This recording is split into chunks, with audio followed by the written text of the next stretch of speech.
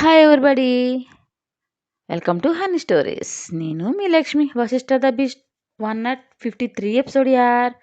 అసలే సొట్ట మొహం గడివి, పళ్ళు కూడా ఊడిపోతే చూడాలంటే మాకు డోకు రావడం ఖాయం అని కవ్వించి గౌతమ్ని హక్ చేసుకుని, నువ్వు బామ్మద్దిగానే పుట్టు, నేను భావనని నేను ఇలాగే కాల్చుకు తింటాను అని నవ్వాడు వశిష్ఠ. ఇదేనా పెళ్లి గిఫ్ట్, ఇంకేం లేదా అంటూ మూతి ముడిచాడు గౌతమ్. బంగారం లాంటి పిల్లనిచ్చాను చాలదారా, ఇదేనా అని సాధిస్తున్నావు అని భుజం మీద చరిచారు వాసుదేవ్. అబ్బబ్బా, వాడిని కాసేపు పీస్ఫుల్గా ఉండనివ్వరా మీరిద్దరూ అంటూ అరిచింది మహా. వీడి ఫీజు మాకెందుకు మామ్, ఒళ్ళు తోముకోవడానికి కూడా యూజ్ అవ్వదు అని నవ్వి, డాడ్ లాలీపాప్ పోగొట్టుకున్నప్పుడు ఏడు మొహం గౌతమ్ గడు చిన్నప్పుడు పిక్ మళ్ళీ దిగబడింది చూడండి అని కవ్వించాడు వశిష్ఠ. రేపు వీడికి ఒక్క కొడుకు పుట్టినా ఈ ఫేస్లో ఇన్నోసెన్స్ యాంగిల్ పోదేమో అని నవ్వి పాకెట్ నుండి ఫ్లైట్ టికెట్స్ తీసి, ఎంజాయ్ చేసి రండి అని టికెట్స్ పూజ చేతికిచ్చారు వాస్తే. తల వంచేసుకుంది సిగ్గుపడుతూ పూజ. ఐబ్రో అప్ చేసి, మీ అమ్మాయికి ఇచ్చారు మరి నేను వెళ్ళొద్దా అంటూ సీరియస్గా అడిగాడు గౌతమ్. రే ఎవర్రా అక్కడ, మంచి వాటమైన స్టిక్ని తీసుకురండి, అల్లుడి కట్నం ఇస్తాను అంటూ పిలిచారు వాస్తవ్. మీరైనా జోకులు వేసేది, ఏ కాఫీ రైట్స్ హక్కులు మీరే కొనుక్కున్నారా? అరే నేను జోక్ వేస్తే నవ్వరు ఎవరు అంటూ మొహం ఎగబెట్టాడు గౌతమ్. నీ మొహంలానే ఉంది నీ పిచ్చి జోక్ కూడా అని, హ్యాపీగా వెళ్ళిరండి ఈవినింగ్ ఫ్లైట్ అన్నాడు వశిష్ఠ. ఫ్యాషన్ షో అయ్యాక వెళ్దాం కదా బావా, నేను చూసుకుంటానురా, నో వర్రీ అని భుజం తట్టి లగేజ్ ప్యాక్ చేసి, పూజ వెళ్ళి కాసేపు రెస్ట్ తీసుకోండి అన్నాడు వసి. ముందు బ్రేక్ఫాస్ట్ చేద్దురుగాని రండి అని పిలిచింది ప్రజ్ఞ. అంతా తన లాఫీలో చూస్తూ, కోతి కొబ్బరి చెప్పు దొరికితే ఎంత ఆనందపడుతుందో అదే సునకానందాన్ని అనుభవిస్తూ, ఎస్ నా గెస్ ఎప్పుడు రాంగ్ కాదు, మిత్రుడి ఆలోచన చదవకపోయినా మన ప్రియమైన ఎనిమి ఆలోచనలు చదవగలిగిన వాడే నిజమైన హీరో అని పగలబడి నవ్వాడు యశ్వంత్. మనోళ్ళు వాట్, నువ్వే హీరోవా, నీ మొహం అద్దంలో చూసుకున్నావు ఎప్పుడైనా? లంచ్ చేశాక జరగబోయే ఫ్యాషన్ షోకి సంబంధించిన వర్క్ చేస్తున్నాడు వశిష్ఠ. తాంబూలంతో పళ్ళెంతో వచ్చి పక్కనకు చేరింది ప్రజ్ఞ. వారకంట చూసి, ఏంటి పాప చిలకలతో వచ్చింది అని లాపి మీద వేళ్లను ఆడిస్తూనే అడిగాడు వసి. ఈ కుర్రాడితో నాకు బోలెడు పనులున్నాయి, చిలకల రుచి చూపించి మెల్ట్ చేద్దామని వచ్చా అంటూ వసి చేతిని పట్టుకుని వేలు లాగింది ప్రజ్ఞ. నువ్వు సర్కస్ ఫీట్లు చేయకు, నేను ఫుల్ బిజీ. మీరు నిద్రలో ఉండగా లేపి షోకి పంపినా విన్నయ్య వస్తారు కానీ కహానీలు చెప్పకండి సార్ అంటూ తినికింది. ఇదే ఓవర్ కాన్ఫిడెంట్ అంటే, ఫ్యాషన్ రంగంలో రోజుకో న్యూ వెరైటీ లాంచ్ అవుతుంది, ఎవరి సత్తా వాళ్ళది, మన తోపులు మనకి గెలదొబ్బితే కుదరదమ్మాయి. అంత లేదు, నా పతిదేవుడు వర్క్ డెడికేషన్ ఆయన్ని అగ్రతాంబూలం అందుకునేలా చేస్తుంది, మిమ్మల్ని క్రాస్ చేసే సత్తా ఎవరికీ లేదు. అచ్చా అలాగా, మరి నువ్వు ముంబై వచ్చి నాతో పోటీ పడి ప్రైజ్ కాజేసావు, నీకెంత ఎక్స్పీరియన్స్ ఉందే అప్పుడు అని నవ్వి, అది అమ్మడు, హార్డ్ వర్క్తో పాటు లక్ కూడా ఉండాలి. అబ్బా నేను కాదనడం లేదు, కాస్త నా విన్నపాలు కూడా వినొచ్చు కదా అంటూ గారాలు పోయింది. ఏం కావాలే అని లాబీ పక్కన పెట్టి లాలనగా అడిగాడు వసి. నాకు తెల్లవారుజామున బోలెడు పళ్ళు కళ్ళలోకి వచ్చే అని మెరుస్తున్న కళ్ళతో చెప్పింది ప్రజ్ఞ. ఫ్రూట్స్ తినాలంటే ఆర్డర్ పెట్టి 1 అవర్లో డెలివరీ ఇస్తాడు, దీనికి ఎందుకు అంత ఎగ్జైట్ అవుతావు అని చిత్రంగా చూశాడు వసి. మాకు తెలియదు మరి, మీరు చెబితేనే కానీ అని గుర్రుగా చూస్తూ నుదురు మీద చేతితో కొట్టుకుంది. ఆపవే తల్లి, ఉన్నదే స్పూన్ అంత మెదడు, దాన్ని ఎందుకు అంత హింసిస్తావు అని చేతిని పట్టుకుని, ఏం చెప్పాలనుకుంటున్నావు సూటిగా చెప్పు, అలా అడ్డదిడ్డంగా తిప్పితే తోలు తీస్తా అంటాడు మూతి మూర ముందుకు తెచ్చి బిగిస్తూ. ఒక్కో డ్రీమ్కి ఒక్కో రీజన్ ఉంటుంది, వెళ్ళి నానమ్మని అడగండి, ఇవిగో చిలకలు తింటూ వర్క్ చేసుకోండి, నేను పడుకుంటా అని తాంబూలం పెళ్ళాన్ని వసి వడిలో పెట్టింది. ఏ డాల్ ఎందుకే ఈ రుసరుసలు అని ప్రజ్ఞని మెదకు లాక్కుని తన సందిట్లో బంధించాడు.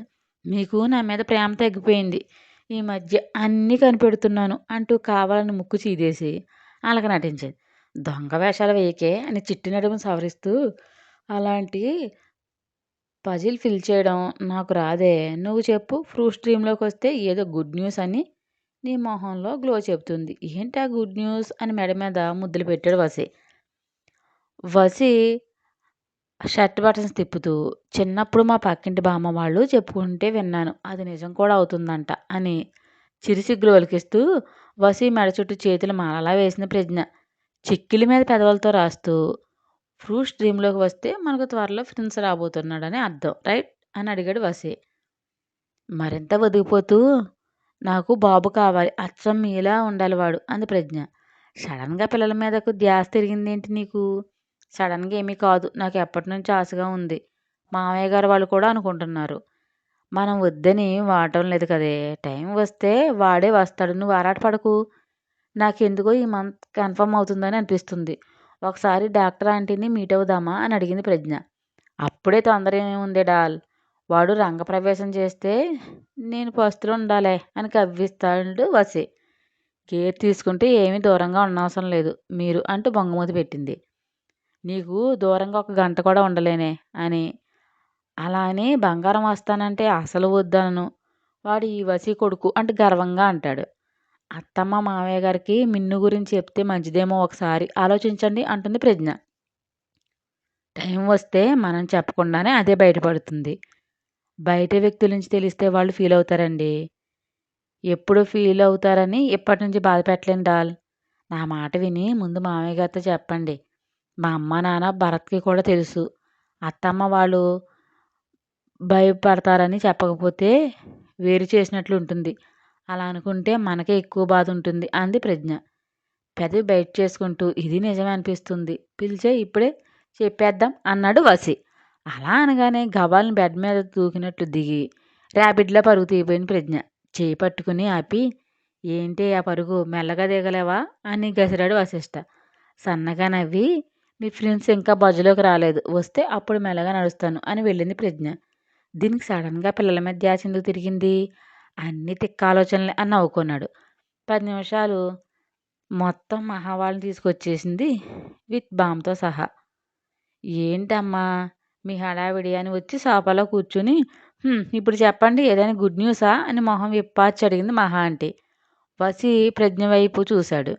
పెదవులు చెంపల వరకు సాగేసి ఈ అని ఈకిలించింది. పండు కోతులు ఈకిలించుకో అని కరిచి తన పేరెంట్స్ ముందు నీళ్ళ మీద కూర్చుని ఇద్దరి చేతుల్ని కలిపి పట్టుకుని మీతో ఒక ఇంపార్టెంట్ మ్యాటర్ చెబుతాను. మీరు టెన్షన్ పడకూడదు డాడ్ మామ్ అన్నాడు వసి. బామ్మ చేతిని పట్టుకుని నిలబడింది ప్రజ్ఞ. వసి నువ్వు ఇలా అంటుంటే నాకు ముందుగానే కంగారు పుడుతుంది. ఏం జరిగిందంటే టెన్షన్ పడింది మహా. ఇంకా ఏం జరగలేదు మామ్. ముందు ఏం జరుగుతుందో చెప్పలేను. అప్పుడు నీకు తెలిసినా బాధపడకూడదనే ఇప్పుడు తప్పక చెబుతున్నాను. ఏం జరిగినా ధైర్యంగా ఫేస్ చెయ్యాలి అని. బెడ్ మీద ఏ చీకు చింత లేకుండా బుజ్జి పప్పీలా నిద్రపోతున్న మిన్నుని చూసి బంగారం అమ్ములు కన్న కూతురు కాదు డాడ్ తన ఫ్రెండ్ స్నిగ్ధ కూతురు అని మెల్లగా చెప్పాడు. వాళ్ళేం విన్నారో కొన్ని క్షణాలు అర్థం కాలేదు. మైండ్ చెప్పింది రిసీవ్ చేసుకున్నాక షాకింగ్ ఎక్స్ప్రెషన్స్ ఇస్తూ ఏమంటున్నావు నాన్న నువ్వు అని అయోమయంగా అడిగింది మహా. అవును మామ్ మీరు విన్నది నిజం. బంగారానికి అమ్ములు తల్లి కాదు. తను ఇంటి నుంచి బయటకు వచ్చాక అంటూ జరిగిందంతా క్లుప్తంగా చెప్పాడు. అంటే బంగారం యశ్వంత్ ఠాగూర్ కూతురా అని వణికే స్వరంతో అడుగుతుంది మహా. అదే కదా చెప్పింది అని. నీకు ఈ నిజం ఎప్పుడు తెలుసు? అమ్ములు చెప్పిందా అని ప్రశ్నించారు వాసుదేవ్. పైకి లేచి మీ గారాల కోడలు నాకు చెప్పలేదేమి. బంగారం ఎక్కడ తన బేబీ కాదని తెలిస్తే మనం చూడమేమో అని ట్రస్ట్ ఇష్యూ కలిగి చెప్పలేదు అని ఐబ్రో అప్ చేశాడు వసి. బొంగమూతి పెట్టి నేనేమీ అలా అనుకోలేదు. ఏదో భయంతో చెప్పలేదు అంతే అంది ప్రజ్ఞ. ఈ విషయం యశ్వంత్కి తెలిస్తే గ్యారంటీగా బేబీ కస్టడీ తను తీసుకుంటాడు. కోర్టు కూడా వాడికే సపోర్ట్ చేస్తుంది అన్నారు వాసుదేవ్. అది వినగానే ప్యానిక్ అవుతూ నో నేను నా చిట్టి తల్లిని ఎవరికి ఇవ్వను. బేబీని అడిగిన వాళ్ళని చంపేస్తాను అంటూ వణికిపోయింది ప్రజ్ఞ. హక్ చేసుకుని డాల్ కూల్ మిన్ను మన బిడ్డ అంతే ఎవరికో ఎందుకు ఇస్తాం నేనున్నాను కదా అంటూ వెను నిమిరాడు వశిష్ట. ప్లీజ్ మిన్నుని లేకపోతే నేను ఉండలేను. దాన్ని ఎంతో ప్రేమగా పెంచుకున్నాను. నన్ను అమ్మని చేసింది. అదే నా జీవితం అనుకుని పెళ్ళే వద్దనుకున్నాను అంటూ ఏడ్చేసింది ప్రజ్ఞ. అమ్ములు నీ ప్రేమ నేను గెలిపిస్తుంది భయపడకు. బంగారం వాసుదేవ్ మనవరాలు అంతే. ఠాగూర్ వస్తే ఏం చేయాలో ఆలోచిద్దాం అని స్నిగ్ధకి ఎవరూ లేరా అని అడిగారు వాసుదేవ్. లేరు మామయ్య గారు. తను ఆర్పణలో పెరిగింది. అందుకే దాని హోదాకి సరిపోదని కడుపుతో ఉన్న ఆమెను చంపించాలని చూసింది క్రూరాలు. దాని జమ్మడ దాని చేతులకి పక్షవాతం రాను అంటూ తిట్ల దండకు అందుకుని తిడుతూ నీ త్యాగం వృధా పోదు బాధపడకు అంది బామ్మ. ప్రజ్ఞని కళ్ళ నీళ్లతో చూస్తూ దగ్గరకు వచ్చి హత్తుకుని నువ్వు నిజంగా బంగారానివే. గుడిలో ఫస్ట్ టైం నిన్ను చూసినప్పుడు నువ్వు నా ఇంటి కోడలివే అయితే బాగున్ను అనుకున్నాను. అందంతో పాటు గుణం కూడా నిన్ను నా కొడుక్కి జత చేశాడు ఆ దేవుడు. ఇంత త్యాగం ఎలా చేయాలని అనిపించిందే నీకు అంటూ ప్రేమగా వెన్నునిమిరింది మహా. అందుకే అమ్మలాంటి అత్తమ్మ దొరికారు నాకు అంటూ ముక్కు తుడిచేస్తూ అమాయకంగా చెప్పింది.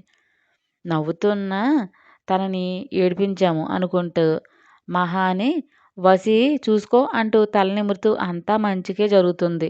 అమ్ములు టెన్షన్ పడకు అన్నారు వాసుదేవ్. కోడల్ని చూసి మరింత మురిసిపోతూ రెస్ట్ తీసుకోండి అమ్మా పద అంది మహా. డార్లింగ్ ఈ మ్యాటర్ నీ కొడుకు దగ్గర కాసేపు ఊదేవనుకో ఆ వేస్ట్ ఫెలో రేపే వచ్చి నట్టింట్లో వేస్తాడు తిష్ట అన్నాడు వసి.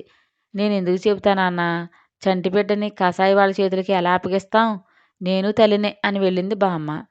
వాళ్ళందరూ వెళ్ళాక ముద్దులు పెడుతూ హక్ చేసుకుని ఎందుకే ఈ ఏడుపు నీ మొగుడి మీద నమ్మకం లేదా అని మొహం తుడిచి నుదుటిన కిస్ చేసి ఐ లవ్ యూ రా అని ప్రేమగా చెప్పాడు. వసీ గుండెల మీద తల పెట్టుకుని కళ్ళు మూసుకుంది ప్రజ్ఞ. నీలో ఉన్న తల్లి ప్రేమకు నేను ఎప్పుడో ఫిదా అయ్యానే. మిన్ను మన బిడ్డ అంతే. పద రెస్ట్ తీసుకుందువు గాని అన్నాడు వశిష్ఠ.